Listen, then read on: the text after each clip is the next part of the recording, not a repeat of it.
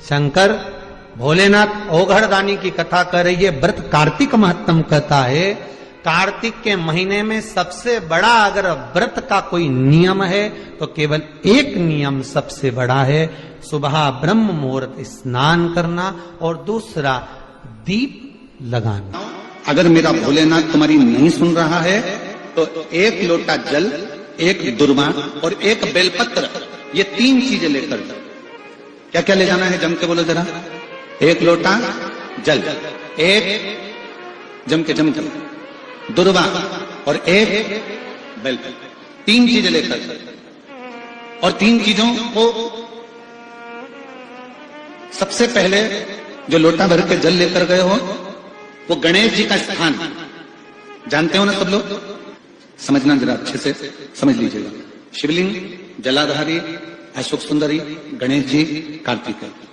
एक लोटा जल जब चढ़ाओ तो पहले गणेश जी का स्थान, फिर तटी भाग, फिर शिवलिंग।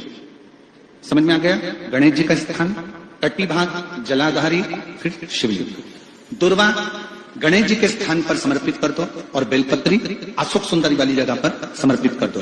ये 3 चीजें अगर आप 2 हफ्ते में, 1 महीने में अगर एक बार भी अगर करते हो तो देवाधिदेव महादेव आपकी मन की कामना पूर्ण जरूर करते हैं। गणेश जी की प्रियता है दुर्वा। क्या प्रियता है? दुर्वा। कितनी दुर्वा गणेश जी को समर्पित करी जाती है? मात्र 5। कितनी? आज के जमाने में लोग गट्ठा बनाकर चढ़ा दें, वो अपनी जगह पर है। 5 दुर्वा पंचम इंद्रियों को वश में करने के लिए और भगवान के 5 जो स्वरूप हैं उनको अपने भीतर उतारने के लिए 5 दुर्वा। और दुर्वा में भी 3 गांठ।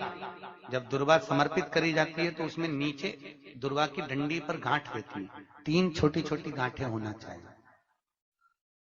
कितनी गांठ?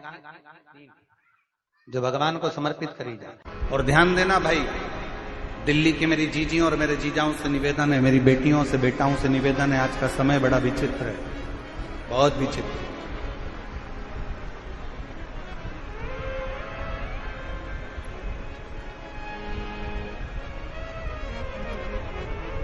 दिखावे का जीवन चल रहा है।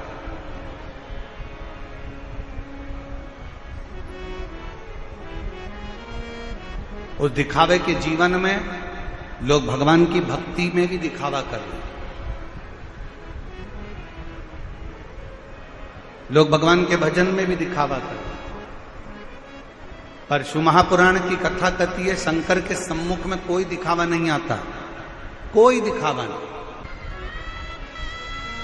दुनिया का सारा दिखावा संसार के सामने हो सकता है, पर दुनिया का सारा दिखावा दुनिया वालों के सामने हो सकता है, पर भगवान शंकर के सामने कोई दिखावा नहीं चलता।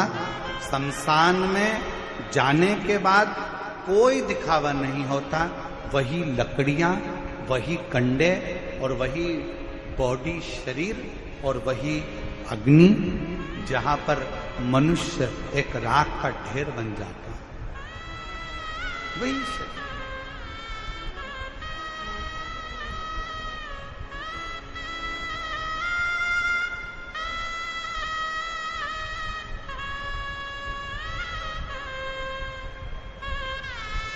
जहां मानव राख का ढेर बन जाता है, बस केवल गया, शमशान में पहुंचा, वो कहते हैं उसका नाम है शमशान। जहां पर सबकी शान सम है, उसका नाम शमशान है। अमीर भी जाता है तो बांस पर, गरीब भी जाता है तो बांस पर।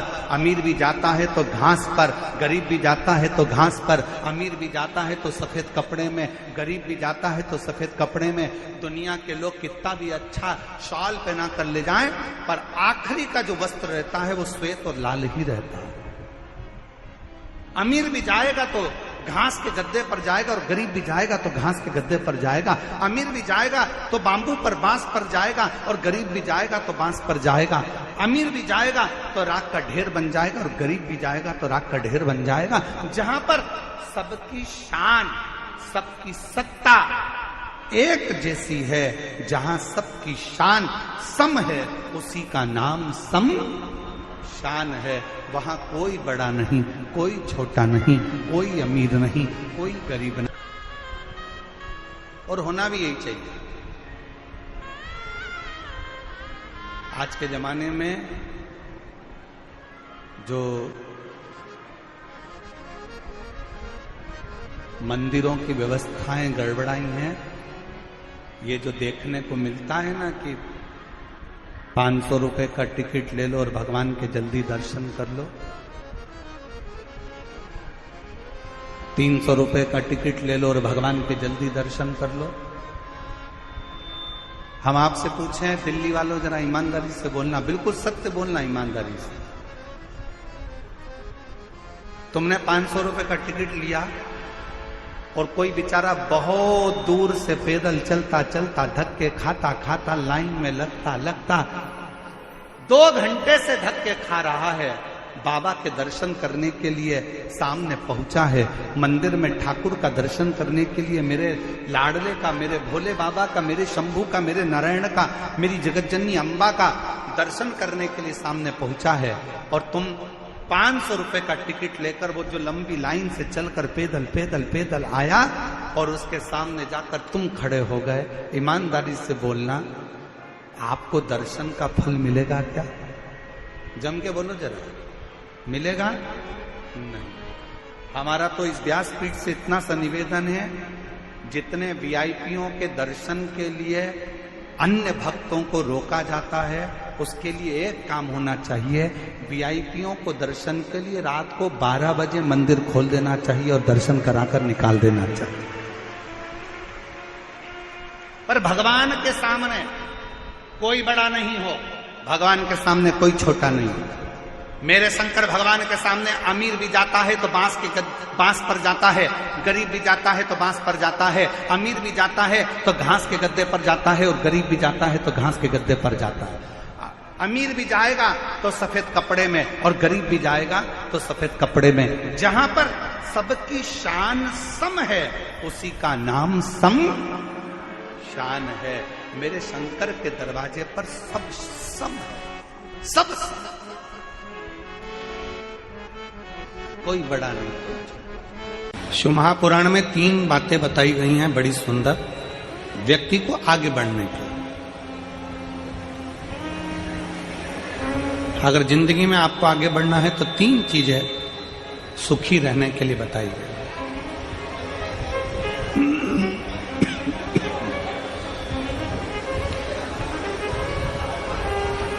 तीन चीजें सुखी रहने के लिए वर्णन करी गई। किस किस को सुखी रहना है? जम के बोलो जरा, हाथ उठाकर दोनों। सबको सुखी रहना है? हाथ कर लो नीचे। 3 चीजें सीख लो। पहला, शुक्राना करना।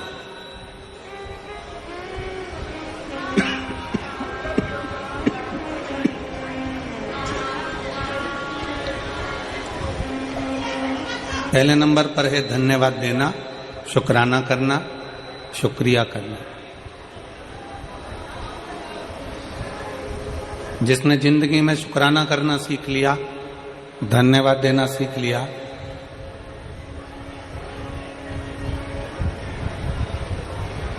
शुक्राना करना सीख लिया, धन्यवाद देना सीख लिया, समझ लो उसका सुखी जीवन प्रारंभ हो गया।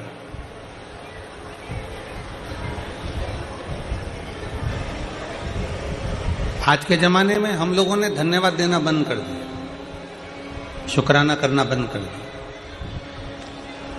और शिव महापुराण की कथा कहती है 3 चीजें व्यक्ति को सुखी बना देती है। पहले नंबर पर शुक्राना, दूसरे नंबर पर मुस्कुराना, और तीसरे नंबर पर किसी का दिल ना दुखाना। ये 3 चीजें आपको सुखी कर देती है। पहले नंबर पर है शुक्राना, धन्यवाद देना, साधुवाद देना, शुक्राना करना, शुक्रिया करना। बहुत बहुत धन्यवाद भोले बाबा, आपने हमारे फरीदाबाद में कथा करवा दी, हमको हमारे फरीदाबाद में सुनने का मौका मिल गया। हरियाणा की पवित्र भूमि पर कथा हो गई। पाराशर जी, आपको धन्यवाद, शुक्राना, आपने ये पवित्र कथा इन हरियाणा वासियों के लिए कराकर इनको बहुत बहुत कृतार्थ कर दिया। शुक्राना कर। धन्यवाद करना।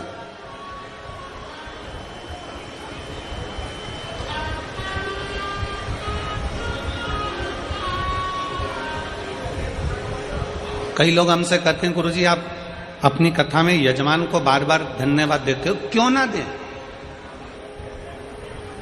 यजमान को धन्यवाद क्यों ना दें? हम तो बार बार पाराशर जी को भी कहेंगे, दीदी हेमलता जी को भी कहेंगे, चिराग बेटे को भी कहेंगे, टीना बेटी को भी कहेंगे कि साधुता है, धन्यवाद है, शुक्राना है आपका।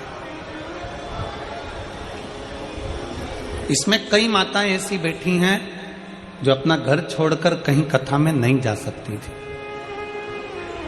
इसमें कई माताएं ऐसी बैठी हैं जो अपना गांव छोड़कर, घर छोड़कर कहीं जा नहीं सकती थी, पर आपने अपने फरीदाबाद में कथा करवाकर उन बुजुर्ग माताओं को भी कथा श्रवण करवा दी, उसका शुक्र है, उसका शुक्रिया। सुखी रहने के 3 चीजें शिव महापुराण कर रही है। पहले नंबर पर है शुक्राना, दूसरे नंबर पर है मुस्कुराना। मुस्कुराइए।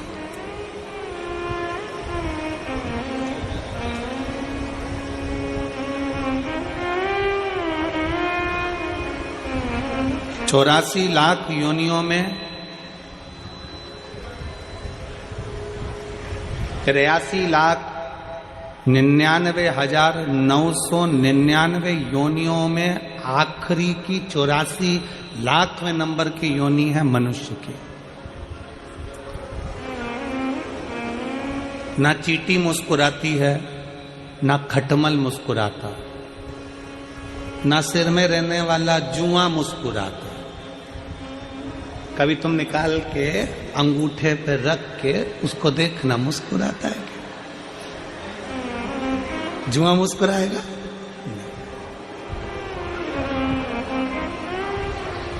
मच्छर मुस्कुराता है क्या? जम के बोलो जरा।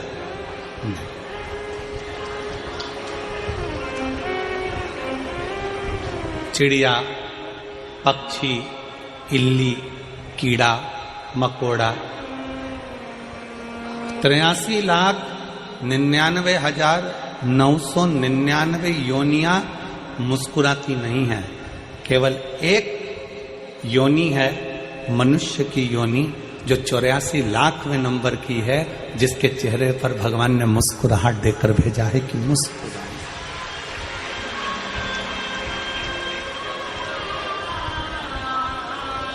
अब जरा विचार करिए, फोटो खिंचवाने के लिए जाते हो तो वहां पर भी ले जाकर बिठा देते हैं और वो फोटो वाला कैमरा लेकर बैठकर बटन दबाने से पहले एक छोटी सी बटन 1 सेकंड की दबती है, 1 क्षण की दबती है, और कैमरे वाला बोलता है, "ए ताई मुस्कुराइए।" कैमरे वाला बोलता है।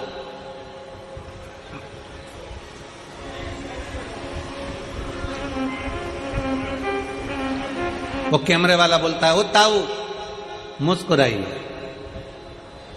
क्यों? इसमें कैमरे वाले का कोई फायदा नहीं।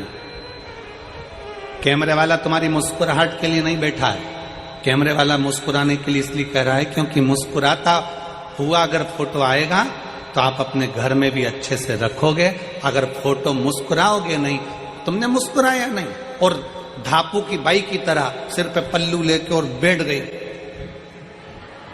फोटो फोटो फोटो लेगा,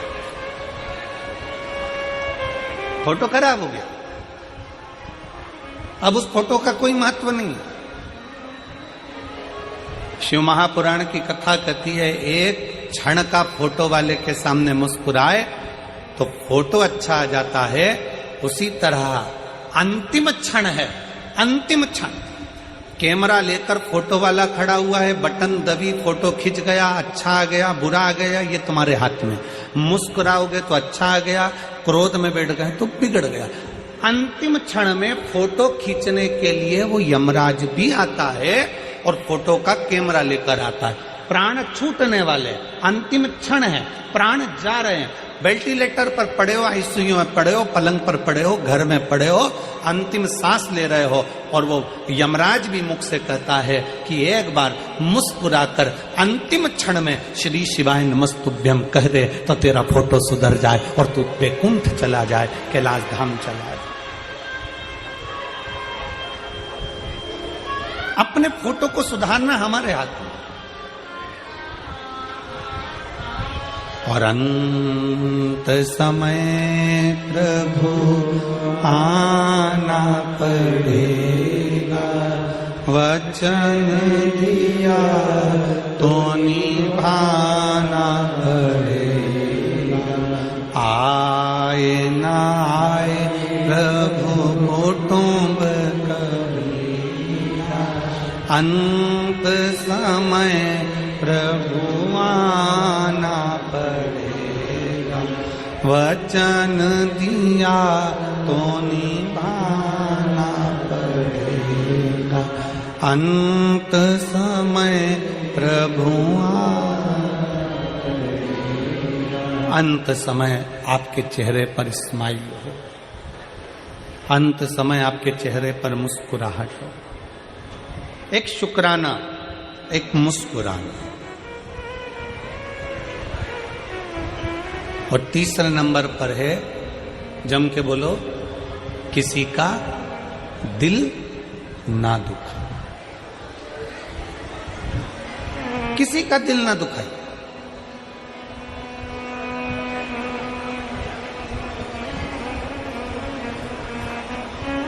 कथा में आए हो ना, शिव महापुराण की कथा में पहुंचे हो तो भगवान को यह धन्यवाद देना कि हमें कथा तक लेकर आ गए, पर इस शरीर के द्वारा किसी का दिल ना दुखे।